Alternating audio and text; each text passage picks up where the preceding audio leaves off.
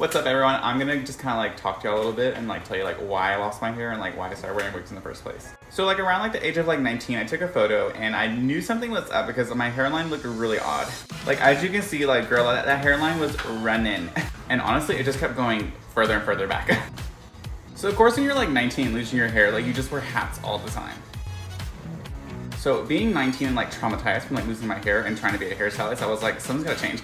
I ended up finding this company called Lordhair.com where I get all my hair from, even to this day.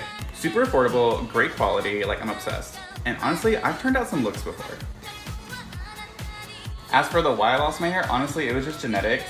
My dad, both my grandpas, like I just had no chance. Although super unfortunate, without losing my hair, I would not have discovered wigs. And at the end of the day, it's so much fun just like putting on like some fake hair and just like, you know, living your life. Now these are super high quality wigs, so I do glue and tape them. So they're in my hair for about 2 weeks at a time. So for anyone losing their hair, don't stress out, wigs are great.